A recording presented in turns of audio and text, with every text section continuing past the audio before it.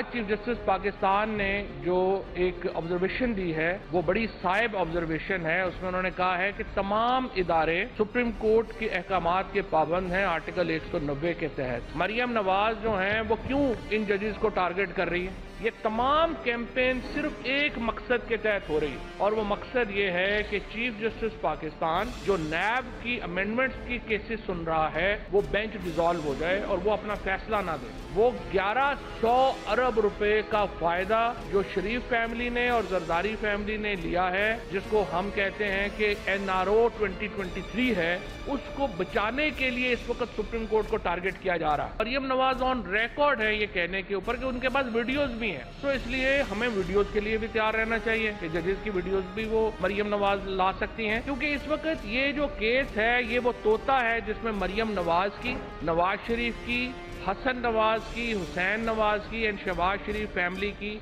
और जरदारी फैमिली की जान फंसी हुई है। पूरा पाकिस्तान इस वक्त चीफ जस्टिस पाकिस्तान और सुप्रीम कोर्ट के पीछे खड़ा है। बिस्मिल्लाहिर्रहमानिर्रहीम, अस्सलाम वालेकुम। प्रोग्राम एक्सपर्ट से मैं आपको खुशामदीद कहूँगी। नाज़रीन, चंद दिन वक्फे के बाद सुप्रीम कोर्ट और पार्लियामेंट के दरमियान एक बार फिर तनाव सामने आ रहा है। आज अदालत उज़्मा में supreme court practice and procedure act के खिलाफ मुख्तलिफ दरख्वास्तों पर 8 रुकनी बेंच ने गाहम समाअत की है। समाअत के दौरान सुप्रीम कोर्ट ने फुल कोर्ट बेंच बनाने की जो हुकूमती दरख्वास्त थी और जस्टिस मज़ाहिर नकवी को बेंच से अलग करने की पाकिस्तान बार कौंसिल की जो इस्तदा थी उसको भी मुस्तरद किया। चीफ जस्टिस ने रिमार्क्स में ये वाज़े कर दिया कि सियासी लोग इंसाफ नहीं मनपसंद फैसले चाहते हैं और हर इदारा सुप्रीम कोर्ट के अहकामात पर अमल दरामद का पाबंद है। अदालत ने supreme court practice and procedure act पर पार्लियामेंट के 5 इजलासों की कार्रवाई, कायमा कमेटी में होने वाली बहस का रिकॉर्ड भी 8 मई तक तलब किया है। ज़राए के मुताबिक स्पीकर ऑफिस ने सुप्रीम कोर्ट रजिस्ट्रार को कौमी असम्बली की कार्रवाई का रिकॉर्ड देने से इनकार कर दिया है, तो दूसरी तरफ गवर्नमेंट ने सुप्रीम कोर्ट के खिलाफ सियासी और पार्लिमानी जंग लड़ने का ऐलान किया है। मरियम नवाज ने सुप्रीम कोर्ट को चैलेंज किया है कि पार्लियामेंट मुकद्दम है और पार्लियामेंट हर सूरत अपने फैसले मनवाएगी। मरियम औरंगजेब ये कहती हैं कि पार्लियामेंट अपने आईनी इख्तियारात के तहफ़्फ़ुज़ के लिए आखिरी हद तक जाएगी। वज़ीर दिफा ख्वाजा आसिफ ने कौमी असम्बली में खड़े होकर सुप्रीम कोर्ट पर पाकिस्तान के खिलाफ साजिश करने का इल्ज़ाम लगाया। साबिक जजेस के खिलाफ मुकदमात बनाने का उन्होंने मुतालबा किया और साथ ही उन्होंने ये भी वाज़े कर दिया कि पार्लियामेंट सुप्रीम कोर्ट के सामने हरगिज़ हथियार नहीं डालेगी और एक प्राइम मिनिस्टर को बलि नहीं चढ़ा सकते। पार्लियामेंट को अपने दिफा के लिए खड़ा होना पड़ेगा। इसी मुनासबत से एक्सपर्ट्स के लिए आज का पहला और बड़ा सवाल ये होगा कि 2 बड़े इदारों के दरमियान फैसलों पर अमल दरामद के लिए शदीद टकराव, सुप्रीम कोर्ट गालिब आएगी या पार्लियामेंट अपने फैसले मनवाएगी? पैनल का तारुफ करवा देती हूँ। आज प्रोग्राम में मेरे साथ मौजूद हैं अयाज खान साहब, आमिर इलियास राना साहब, ब्रिगेडियर रिटायर हारिस नवाज साहब, फैसल हुसैन साहब और मोहम्मद इलियास साहब।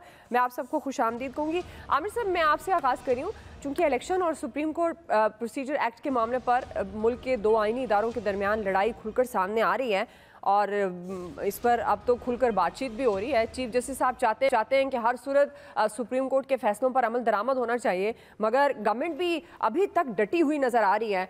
पार्लियामेंट के फैसलों को मनवाना चाहती है हुकूमत भी। तो आपके ख्याल में इस लड़ाई में कौन गालिब आएगा, सुप्रीम कोर्ट या पार्लियामेंट?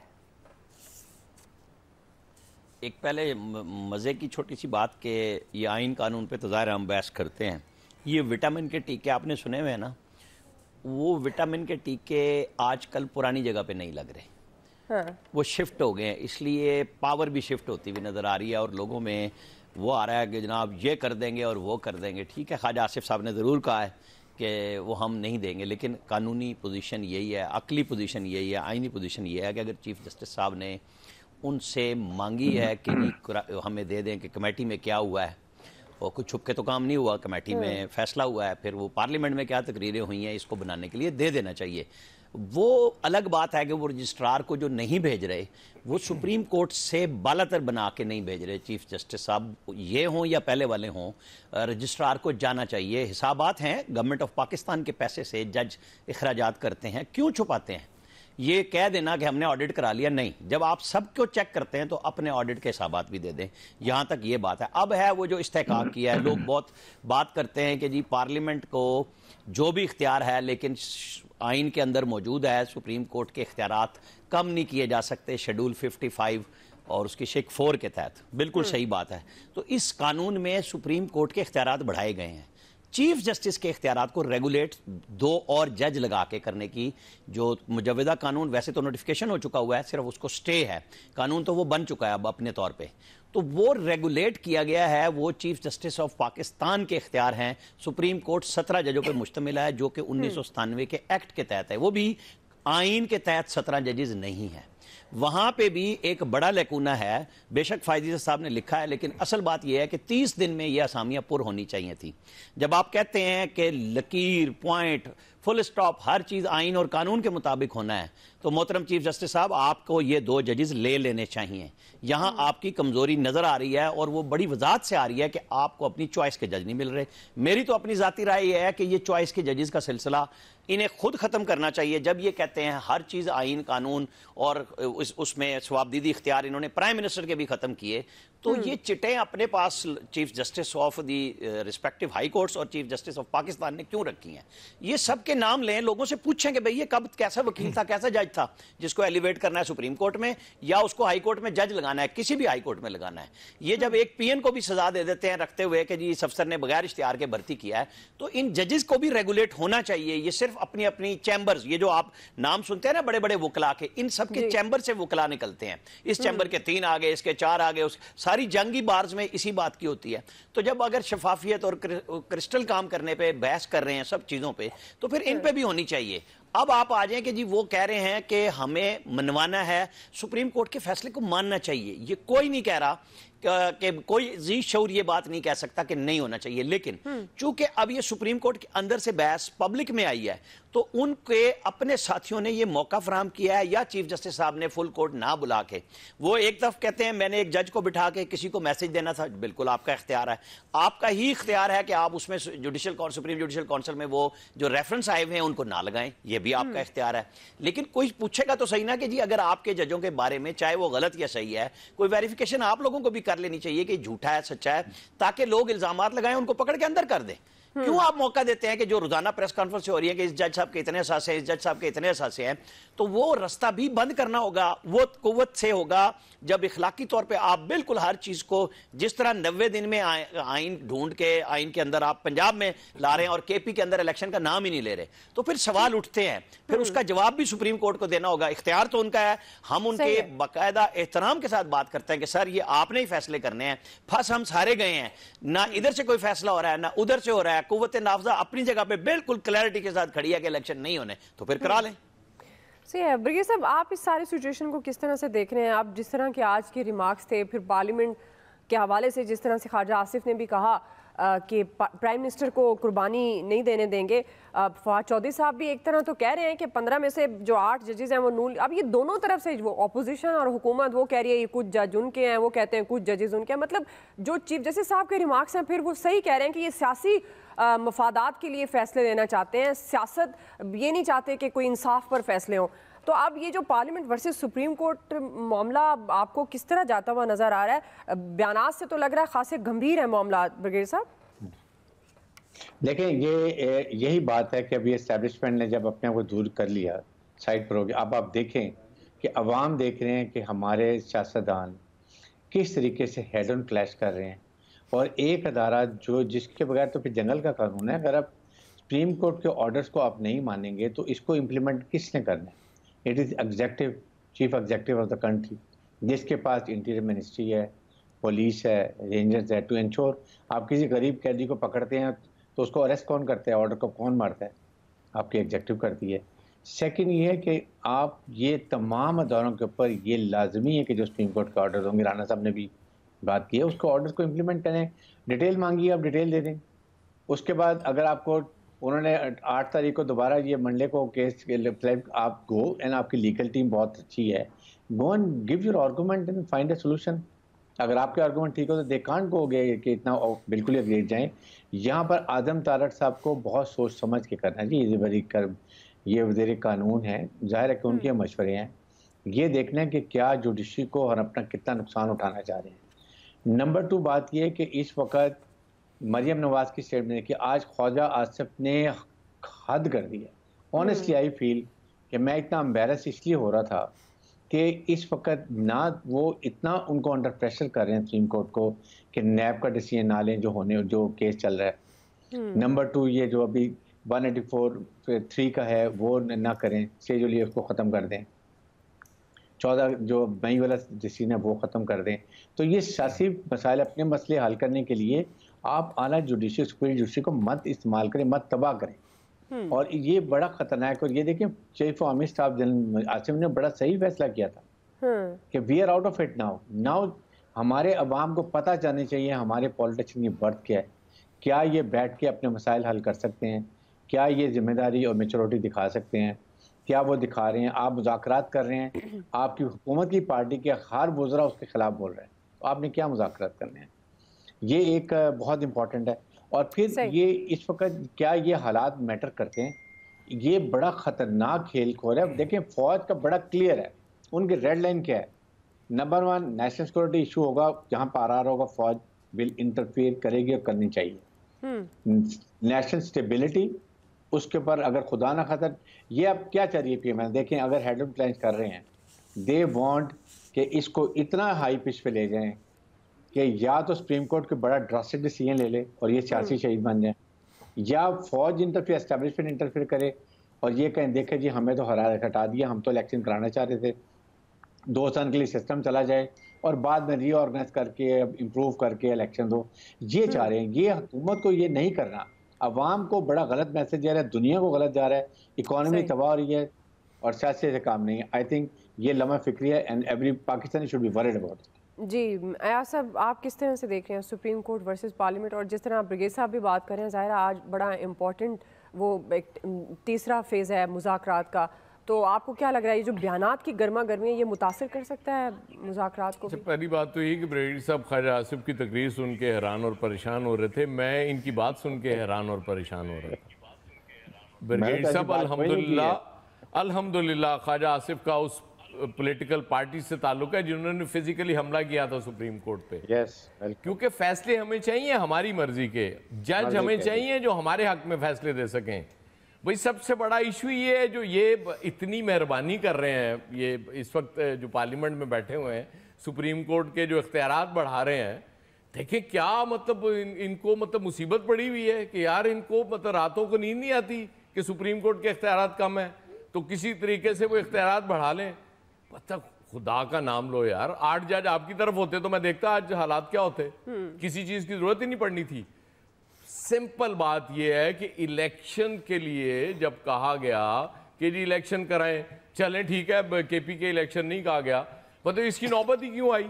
नौबत नहीं आनी चाहिए थी, आपको सीधा जाना चाहिए था। लेकिन जहां केयर टेकर गवर्नमेंट के लोग ये बात कर रहे होंगे जी हमें तो कहा गया था 1.5-2 साल के लिए आपको लाए हैं, तो फिर वहां बदनीयती नजर आ रही होती। इशू ये नहीं है आप कोई बिल लाते हैं, पार्लियामेंट का बिल्कुल इख्तियार है, लेकिन आप कहते हैं जी उस तरफ बदनीयती है, तो आप खुद भी बदनीयती कर रहे हैं। आप कौन सा कोई नेकी का काम कर रहे हैं? एक बात तो सीधी है दुआ, जीते जो भी, सुप्रीम कोर्ट जीते, गवर्नमेंट जीते, हारना आपने और मैंने है, इन्हें कतन कोई फर्क नहीं पड़ने वाला। आप मतलब ख्वाजा साहब क्या बातें कर रहे हैं कि जी वो साबिक जर्नैलों, उनके जजों की वो एहतसाब होना चाहिए। भाई किसने रोका आपको? करें मतलब आप ये जो कानून साजी अब आपको याद आई, जो मतलब इतना आपको दर्द हो रहा था कि ये हमने उसके सुप्रीम कोर्ट के इख्तियारात बढ़ाने हैं, ये किसी अच्छे वक्त में कर लेते भाई, 2/3 मेजॉरिटीज आपके पास रही, लेकिन नहीं, उस वक्त जरूरत नहीं थी क्योंकि सब काम ठीक चल रहा था, जज भी अपने थे अल्हम्दुलिल्लाह। मसला सिर्फ ये है कि तेरा मेरा जज, तेरा मेरा जर्नैल, जब तक इससे हम नहीं निकलेंगे ये मुल्क के साथ यही होता रहेगा। और इलेक्शन नहीं कराने आपने, ठीक है आप ना कराएं, सदा आपने रहना है, हमेशा आपकी हुकूमत रहनी, कल किसी और की हुकूमत आएगी, वो आके कहेगा कि जी सॉरी इलेक्शन में मुझे नहीं लगता कि मुनासिब है, उसकी पार्लियामेंट में अक्सरियत होगी, वो पार्लियामेंट में इसी तरह जाएगा। ये देखें, इन चीजों को जब हम सपोर्ट कर रहे होते हैं तो बेसिकली हम गैर आईनी चीजों को सपोर्ट कर रहे हैं।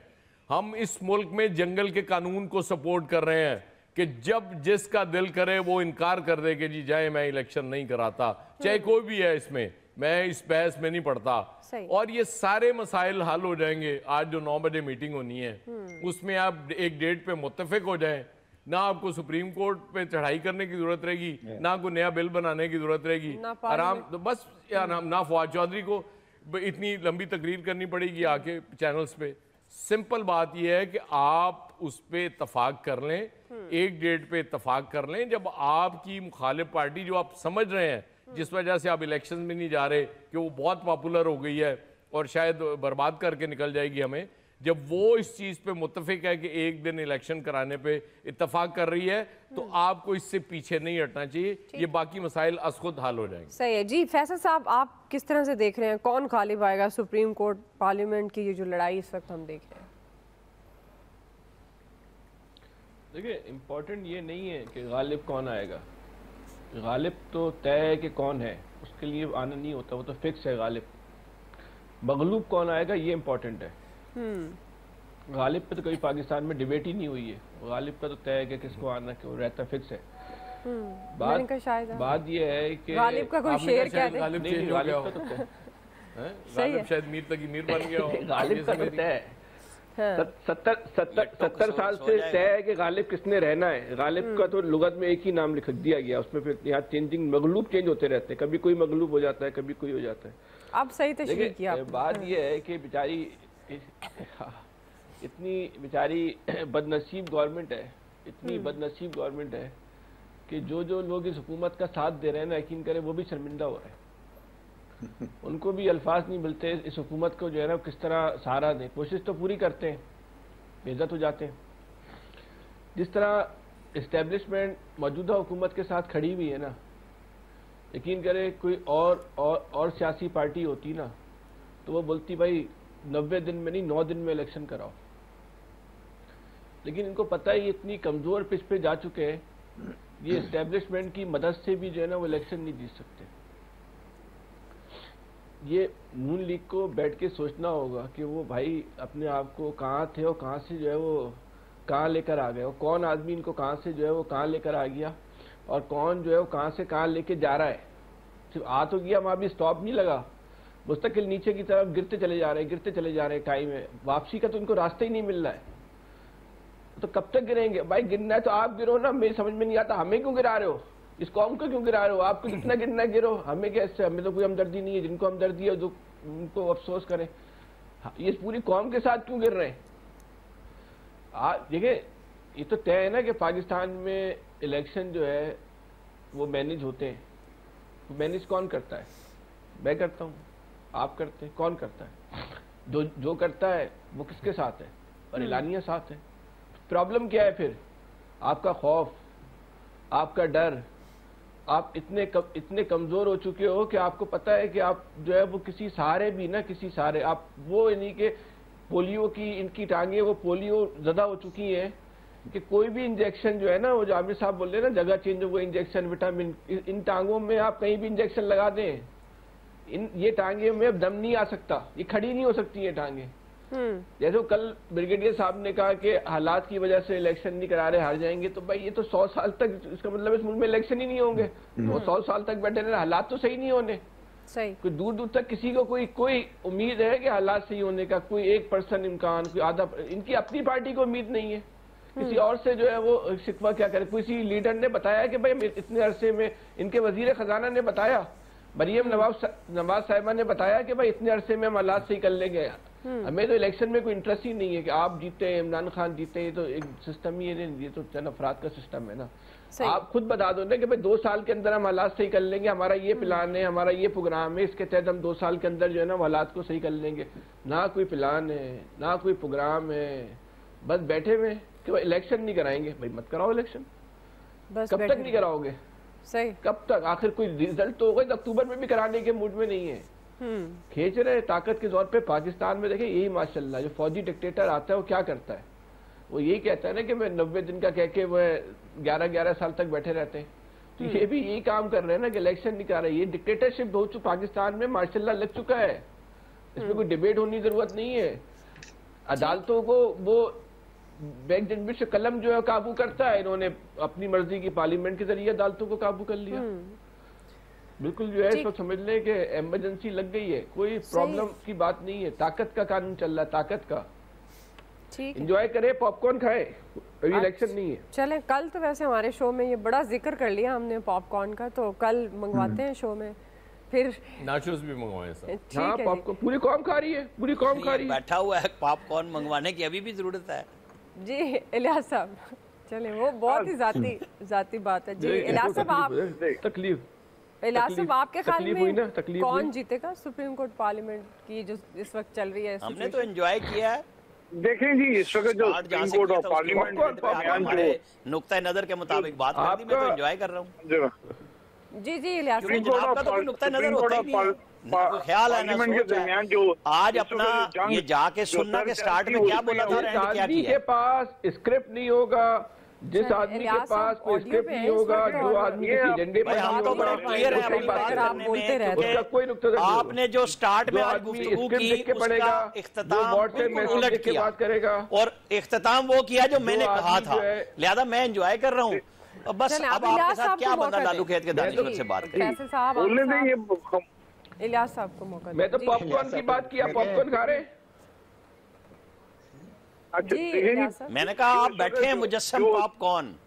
इस वक्त जो जंग जो जारी है ये रुकने का नाम नहीं लेगी, क्योंकि इसमें कोई अपने आप को नीचा नहीं होने देगा। तो इस सूरत हाल में देख लें, पार्लियामेंट की उन्होंने बालादस्ती कायम करने के लिए जो अब सूरत हाल है, तो उस पर वो ये खुल के आगे हैं, क्योंकि उन्होंने इलेक्शन तो करवाने नहीं है। और उसी सूरत में होगी जब पार्लियामेंट की इनकी बालादस्ती कायम हो। तो सुप्रीम कोर्ट के साथ ये बेसिकली अदारों का टकराव जो ये चाह रहे हैं, इसका कोई फायदा नहीं होगा, इसमें मुल्क को ही नुकसान है। तो ये बिल्कुल इस वक्त जो सोच लिया है इन्होंने, क्योंकि इत्तेहादी जमातों ने इनको इन्होंने कहा है मिलके आपस में, क्योंकि मियां नवाज शरीफ साहब ने भी काफी इस पर उन्होंने कहा है कि वो किसी सूरत में भी ये नहीं कबूल करेंगे दबाव। तो बहरहाल अब पार्लियामेंट की जो उन्होंने कहा कि बालादस्ती कायम करनी है, तो इसके लिए तो इन्होंने काम करना है। अब वो जाहिर है इस सूरत हाल में तो इलेक्शन होते नजर नहीं आ रहे। जो कहा गया था कि गवर्नमेंट आएगी और आके जी इलेक्शन करवाएगी, अक्टूबर तक अपना पूरी करेगी। तो अब मुद्दत पूरी तो होते हुए, बल्कि अब तो ज्यादा टाइम भी देखने में आ रहा है कि जिस तरह की इस्लाहात वगैरह जो लाने के लिए कर रहे हैं, अगर इस्लाहात लाएंगे तो इससे टकराव पैदा होगा तो इसमें क्या मुल्क की जो पहले देख लें आपके कितना नुकसान हो चुका है। सफर तो अवाम कर रही है, इनका तो कोई नहीं है इसमें जो मर्जी कर लेंगे, इसमें तो किसी को नहीं मिलता हुआ दिखाई दे रहा। इसमें यही है कि बिल्कुल एक स्टेटस की सूरत हाल पैदा हो जाएगी। तो पहले भी इनको मुज़ाकरात को जो है मुज़ाकरात करने के लिए, मुज़ाकरात का भी अभी तक कुछ नहीं हो रहा कि कब 14 मई को ही इलेक्शन होंगे या उससे आगे होंगे, कोई दरमियानी राह निकल है, वो भी नहीं निकल रही। क्योंकि असल जो चीज है वो इलेक्शन ना करवाना है। तो इलेक्शन में जो कर लिया है इत्तेहादी जमातों ने फैसला कर लिया है, इससे बहुत हो रहा है कि इलेक्शन नहीं कराना। अगर इलेक्शन उस सूरत हाल में कराना है जब इनको ठीक है इलियास साहब, आपका पॉइंट आ गया। बहरहाल जी, आज मुज़ाकराती कमेटी की जो मीटिंग है वो होनी है, मुस्बत पेशरफ्त की ही उम्मीद रखनी चाहिए, इसी से मामलात बेहतरी की तरफ बढ़ सकते हैं। ब्रेक ले लेते हैं, ब्रेक से वापस आएंगे। दूसरा सवाल, चौधरी परवेज़ इलाही की गिरफ्तारी के लिए पुलिस के छापे नाकाम। परवेज़ इलाही ने इन छापों का जिम्मेदार निगरान वज़ीर आला पंजाब को कहा है, ताहम मोहसिन नकवी ने कार्रवाई से लाइल्मी का इजहार कर दिया है। हम सवाल ये रखेंगे कि ये जो परवेज़ इलाही के घर पर छापे हैं और वो कह रहे हैं निगरान वज़ीर आला ज़िम्मेदार हैं, तो वो भी कह रहे हैं कि मैं ज़िम्मेदार नहीं हूँ, तो फिर असल ज़िम्मेदार कौन होगा, कौन जिम्मेदारी लेगा, ये हमारा सवाल होगा। राय लेते हैं ब्रेक के बाद। किसी और का नहीं कुछ हुई, ये सब जलालत जो है कि मोहसिन नकवी की है। अच्छा, उसके अलावा कोई नहीं, इतना बुरा काम कोई नहीं कर सकता। जिस तरह परवेज़ इलाही साहब के घर पे हमला हुआ, आपको आज पता लगा कि पाकिस्तान का साबिक वज़ीर आला जो है पंजाब का वो करप्ट है। आखिरी बार कब करप्शन केसेस में किसी के घरों पे बुलडोजर और किसी के घरों पे बख्तरबंद गाड़ियों से हमले किए गए। और यहाँ पे मोहसिन इलाही साहब और परवेज़ इलाही साहब को अप्रिशिएट करना चाहता हूँ कि उनके घर पे हमला हुआ, उनकी चादर चारदीवारी के तक़द्दुस को पामाल किया गया, लेकिन उन्होंने मुज़ाकरात को सबोटाज नहीं होने दिया। नाज़रीन, पीटीआई के सदर चौधरी परवेज़ इलाही की गिरफ्तारी के खिलाफ पुलिस के छापे और कार्रवाइयाँ नाकाम हो गई। आज उन्होंने 3 मुख्तलिफ मुकदमात में लाहौर हाई कोर्ट से 15 मई तक की हिफाजती ज़मानत हासिल की है। अदालत ने चौधरी परवेज़ इलाही के घर जो छापा हुआ उसकी तफसीली रिपोर्ट तलब करते हुए उनकी फौरी गिरफ्तारी से भी रोका है। मीडिया से गुफ्तगू की चौधरी परवेज़ इलाही साहब ने और उन्होंने ये इल्ज़ाम लगाया कि उनके खिलाफ जो कुछ हुआ उसमें प्राइम मिनिस्टर शहबाज शरीफ और निगरान वज़ीर आला पंजाब मोहसिन नकवी मुलव्विस हैं। ये हर बुरे काम के चैंपियन हैं। साथ में उन्होंने ये भी दावा किया कि ये हुकूमत जल्द ख़त्म होने वाली है, इलेक्शन हर सूरत होगा, PTI क्लीन स्वीप करेगी, इलेक्शन में जो इनका हशर होगा वो सब देखेंगे, ये उनका कहना था। मगर वफाकी हुकूमत और निगरान वज़ीर आला पंजाब मोहसिन नकवी चौधरी परवेज़ इलाही के खिलाफ कार्रवाई और छापों से लाइलमी का इजहार कर चुके हैं। आयासम, मैं आपसे आगाज़ करूँगी। अब चूँकि चौधरी परवेज़ इलाही के घर पर जिस तरह से छापा हुआ और अब वफाकी और निगरान पंजाब हुकूमत ने भी लाइलमी का इजहार कर दिया है, ये फिर कौन, किसके कहने पर कार्रवाई हुई? कार्रवाई की जिम्मेदारी कौन लेगा? जिम्मेदारी असूलन तो ले लेनी चाहिए थी जिसने भी किया था, मतलब इसमें आपने जिम्मेदारी क्यों नहीं ली?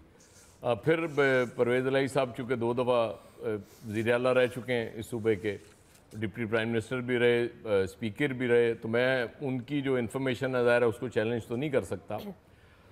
शहबाज शरीफ साहब लाहौर में मौजूद थे, प्राइम मिनिस्टर ऑफ पाकिस्तान हैं, उनको बहरहाल हुक्म देना चाहिए था ये कार्रवाई रोकने का।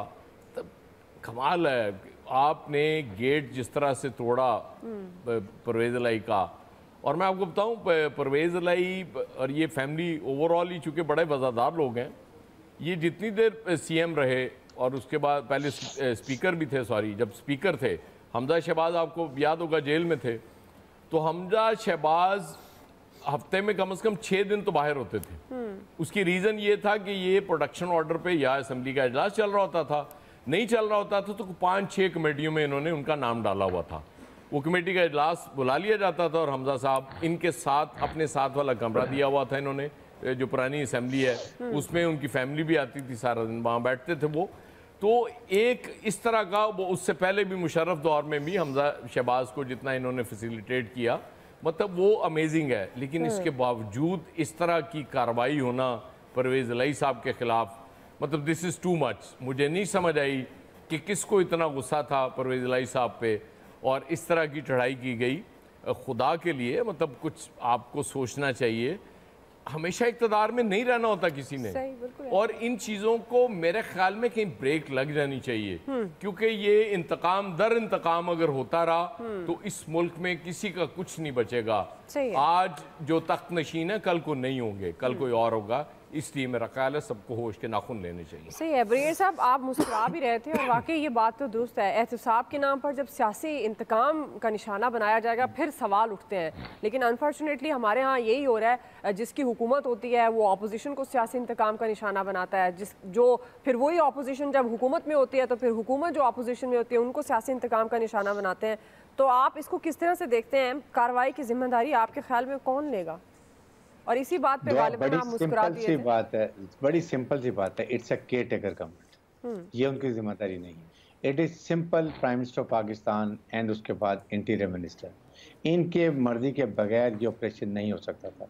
अगर चीफ मिनिस्टर को नहीं पता था, प्राइम मिनिस्टर को नहीं पता था, operation lasted for 6 to 8 hours, क्या इस दौरान में इमीडिएटली जब उनको पता चला या किसी ने उनको बताया तो वो इसको रोक सकते थे? नंबर 3, इस तरीके से घर में जाकर पर्दा खवातीन को जिस तरीके हरास किया गया, और वो जो मैं उन मिनिस्टर भी हैरान हूँ जो उनके चौधरी शुजात के बेटे हैं, वो उनके घर के अंदर घुस रहे हैं and they have not taken action, they should have resign. At least है तो फैमिली आपकी, एक पोलिटिकल डिफरेंस होते हैं बट आप तो हमेशा सारी जिंदगी कटे रहे हैं, एक ही घर है। जिस तरीके से वो आपके जाती APC जाके जैसे दुश्मन के बंकर को जाके दुश्मन को मार रहे हैं, वो सीन है। हासिल क्या किया? उनके भी दायरे खैर को होंगे, ज़ाहिर है पुलिस ने ही उनको इन्फॉर्म किया होगा जी हम आ रहे हैं, आप निकल जाएं, नंबर 1। नंबर 2, आपने हासिल क्या किया? आप उनको प्रोटेक्टिव बेल थी, आप इंक्वायरी करते, बुलाते, he should have come. Protective bail में इसलिए दी जाती कि वो ताउन करेंगे, जाते करते, उसके बाद कोर्ट में जाते, बताते जी ये एविडेंस है, ये प्रोसिक्यूशन एक्शनेबल एविडेंस है, हम इसलिए इनको अब अरेस्ट करना चाहते हैं। पुलिस जो गवर्नमेंट है, ये कोर्ट्स, वो उनको बेल ना देती और वो अरेस्ट होते, उसके बाद आप कार्रवाई करते। लेकिन क्या ज़रूरत थी इस वक्त, ख़ास तौर पे जबकि आपके डायलॉग चल रहा है? दिस शोज के dialogue is just a formality. आज सारा कुछ मक्कू ठप जाएगा, आज मेरे ख्याल में कुछ ख़त्म हो जाएगा ये। इसलिए बड़ी क्लियर है, हुकूमत नहीं चाहती डायलॉग, हुकूमत नहीं चाहती इलेक्शन, हुकूमत कन्फ्रंटेशन चाहती है और अल्टीमेटली सियासी शहीद और विक्टिम कार्ड खेल के ये बाहर जाना चाहते हैं। जी आमिर साहब। देखें, जो अयाज साहब ने बातें कही परवेज इलाही की वज़ादारी के हवाले से 100% मुत्तफ़िक हूँ उस बात से। लेकिन मैं आपको बताऊं कि जब ये वाक़या हुआ फिर हमने भी चेक किया, ये दोपहर को इतलात चौधरी साहब तक पहुंच गई थी और जब फैसला हो चुका था। अब आप मुझे देखें, जो अयाज साहब ने कहा ना कि कौन गुस्सा उतार रहा है, गुस्सा वो उतार रहा है जिनके ख्याल में चौधरी साहब ने उनके साथ बात करने के बाद दूसरा रुख इख्तियार कर लिया और वो गुस्सा ख़त्म होने में नहीं आ रहा और वो अभी चलेगा। ये बिल्कुल ख़त्म नहीं होगा, अभी ये ठीक ठाक किस्म का और भी आएगा। बाकी वो जो इसहाक डार साहब ने इनको जवाब दिया ना शाह महमूद कुरैशी को और फिर कुछ अपने टेकर्स उन्होंने चैनल्स को भिजवाए, उसमें था कि पास कर या बर्दाश्त कर। आखिरी फिक्रा था परवेज इलाही साहब के लिए जो शाह महमूद को उन्होंने कहा, वो ये था कि जनाब हमने भी कानून का सामना किया है, इन्हें भी सामना करना चाहिए। यहाँ पे बिल्कुल क्लियर कट उन्होंने ये कोई बिरत इख्तियार नहीं की इसहाक डार साहब ने, क्योंकि वो मुज़ाकरात के सुर्खेल हैं इस वक्त और वही लेके चल रहे हैं। तो हमारे यहाँ ये मुरव्वत शुरव्वत जो है ना, बस ठीक है, जब आपने बरत ली आप अफसोस का इज़हार करते हैं कि फिर आइंदा नहीं होगा, फिर उनको सोचना चाहिए कि क्या है। अच्छा, थोड़ी सी बात मैं वो फवाद चौधरी के हवाले से ज़्यादा हुई। उन्होंने एक जगह पे कहा कि मरियम की अपनी अपील है। एक तो मरियम की कोई अपील नहीं है सुप्रीम कोर्ट में, नैब की बरियत उनकी फ़ाइनल हो चुकी है। दूसरी, ये शुक्र पड़े कि सुप्रीम कोर्ट ने अब तक पुराना कानून बहाल नहीं किया, ये सारे, वरना 90 दिन का वो ड्रैकोनियन आपका रिमांड होगा और 2-3 साल तक अगर अदलिया ने वही काम किया जो पहले करते, फिर जमानत नहीं मिलती थी ओरिजिनल ना। अब तो सिर्फ अगर नैब में आपको कोई पकड़ेगा भी तो 14 दिन से ऊपर रिमांड ही कोई नहीं है, और इधर जुडिशल हुए उधर आपका जनाब वो खत्म, और रिमांड भी 2-2 दिन का मिलता है। लिहाजा ये जो खुशफहमी में फवाद साहब कह रहे हैं या जिन लोगों का ख्याल है कि सुप्रीम कोर्ट ने जनाब कोई इनके बचत की है, ये पूरी बचत PTI की है।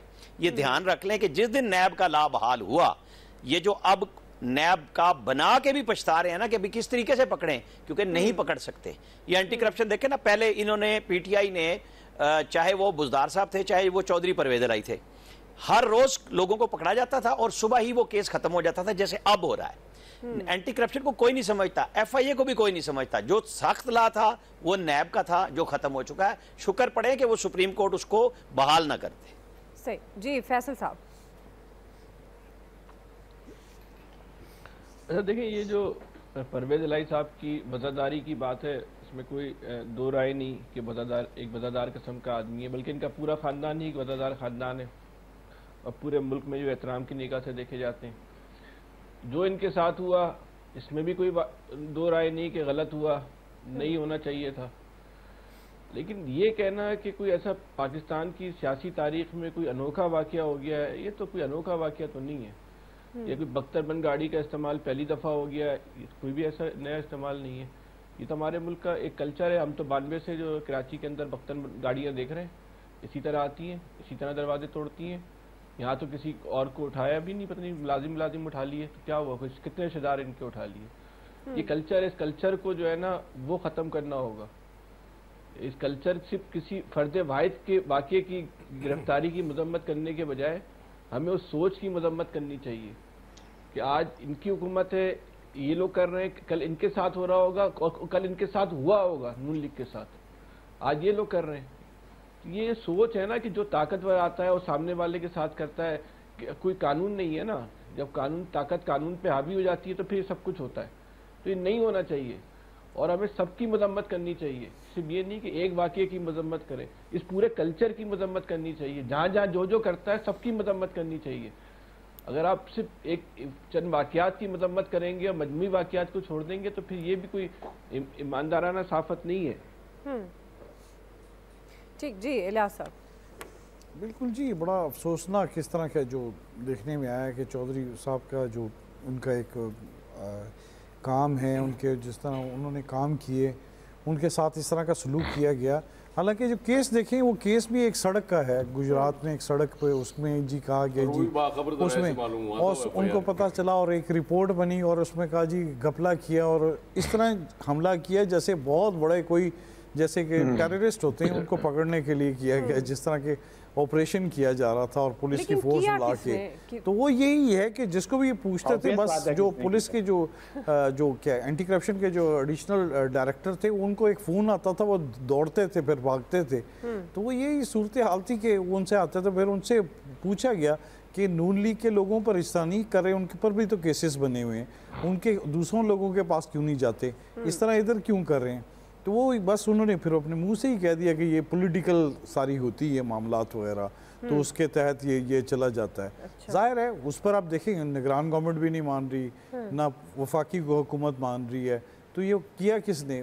वो मुझे लग रहा है कि खुद ही उन्होंने एडिशनल डायरेक्टर जनरल ने किया या एंटी करप्शन ने किया, उन्होंने आके जो सारा इस तरह किया। तो एक ये ड्रामा था, ये ऑपरेशन जब स्टार्ट हुआ रात 8 बजे से सुबह 6:30 बजे तक पुलिस वाले ने इस तरह घर पर कब्जा किया हुआ था जैसे पता नहीं कोई ऐसे कब्जा छुड़वा लिया, शीशे ऐसे तोड़े, गाड़ी ला के मार, तो एक अजीब सा देखने में आ रहा था। सड़कों को इस तरह इलाके को पूरा कॉर्डन ऑफ किया हुआ था।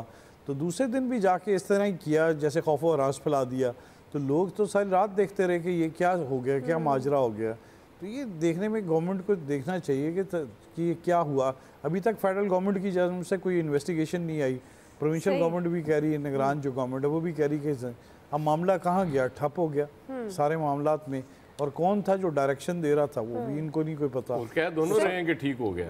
मतलब जब आप ये कहते हैं कानून का सामना करने चाहिए, इसका मतलब है आप उसकी मजम्मत नहीं कर रहे हैं। फेडरल गवर्नमेंट कर रही है ना।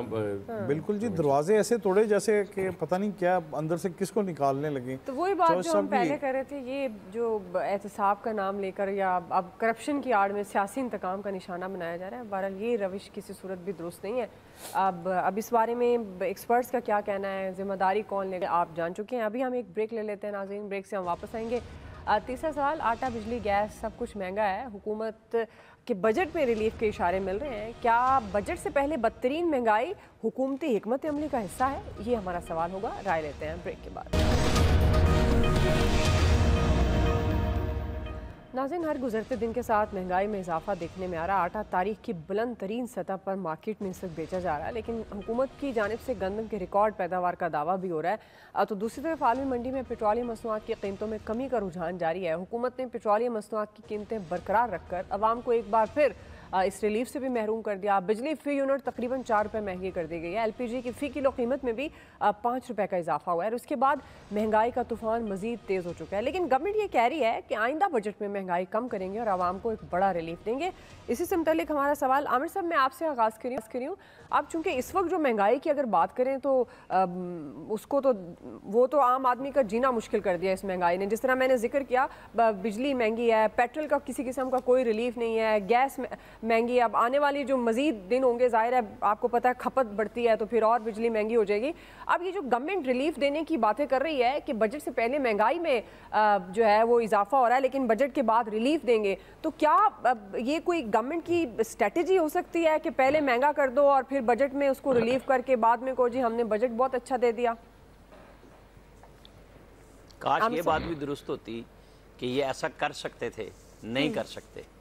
ये गागेगी जब से पाकिस्तान बनाया हम उसी पे चल रहे हैं और आज एक साल में तबाही की लामुतनाही सिलसिला है जो ख़त्म होने में नहीं आ रहा। महंगाई बढ़ती जा रही है, चीज़ें कंट्रोल में हैं ही नहीं। जो लोग इस वक्त पाकिस्तान को तिगनी का नाच नचा रहे हैं उसके अंदर आप देख लें, अमेरिका IMF की जितनी प्रायर शराइत थी वो भी पूरी कर दी गई हैं। लेकिन अमेरिका बहादुर है, उसको पता है कि पाकिस्तान चाइना की तरफ जा रहा है। हम अपनी एक कोशिश कर रहे हैं कि किसी तरीके से कोई स्टेबिलिटी की तरफ पाकिस्तान चला जाए, लेकिन यहाँ पे ना अंदर से कोई ऐसी आवाज़ है कि तमाम लोग बैठ के कोई रास्ता बना लें।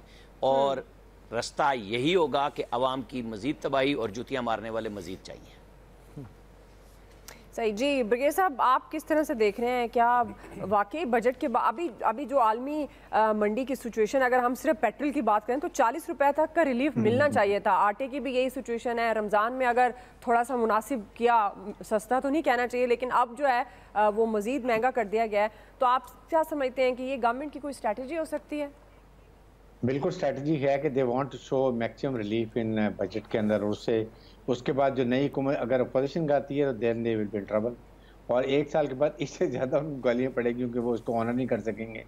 सेकंड बात यह कि देखें इस वक्त जमाई में जैसे आपको ग्रिल कर रहा है और अमेरिका की ज़्यादा पुश है। पहले इंटरेस्ट अमेरिका के तो वो हमें बड़ी शॉर्ट टर्म थे और रिलीफ के साथ वो आपको अलाउ कर देते थे।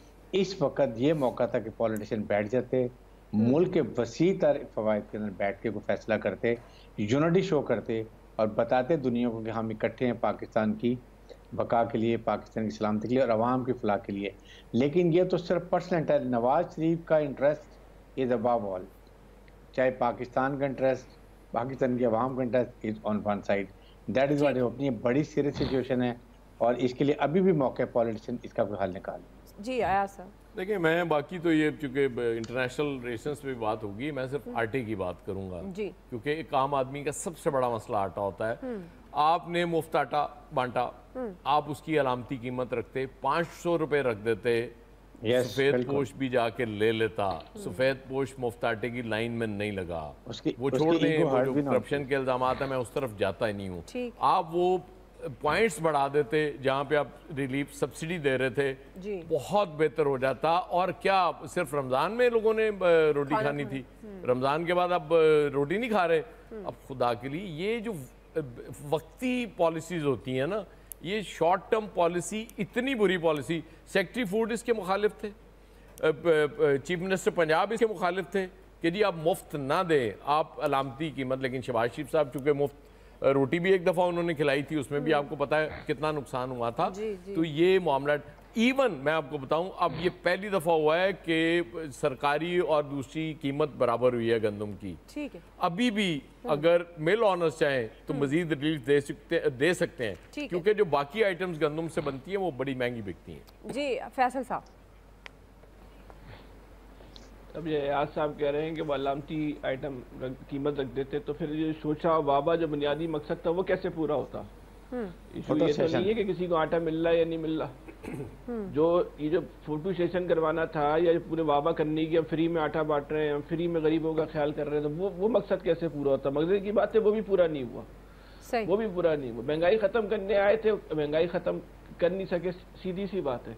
अब आप कुछ भी बोल रहे हैं कि हमने अपनी सियासत कुर्बान कर दी है, हमने जो फला कुर्बान कर दिया, ढिमका कुर्बान कर दिया, बुनियादी बात ये कि आप नहाए लो और कुछ भी नहीं। इलियास साहब। नहीं, गवर्नमेंट के पेट्रोल में भी रिलीफ दे सकती है इस वक्त, लेकिन वो नहीं करेगी। इससे बिजली में भी रिलीफ, अगर पेट्रोल में रिलीफ देती, बिजली में भी रिलीफ हो, लेकिन वो ऐसी जो इनपुट्स हैं उन पर वो कीमतें नहीं कम करें, बल्कि बढ़ा के अपने टैक्स वसूल करके अपनी गवर्नमेंट चला रही है। तो गवर्नमेंट को चाहिए रिलीफ देना चाहिए, अवाम को, आम आदमी को रिलीफ देंगे तो लोगों को खुशहाल होंगे। और इनकी जो सबसे बड़ा मसला जो इस वक्त पैदा हुआ वो सियासी कि इलेक्शन में नहीं जा रही, कि वो रिलीफ नहीं है आवाम को मिल रहा। तो इसके लिए गवर्नमेंट प्लानिंग तो कर रही है, लेकिन पता नहीं कब अमल। अल्लाह करे उनकी ये प्लानिंग मंजर आम पर भी आ जाए, जिसमें आम आदमी को रिलीफ देना उस प्लानिंग का हिस्सा हो। आज के एक्सपर्ट से इतना ही नाज़रीन, फीडबैक दीजिएगा, ख्याल रखिएगा।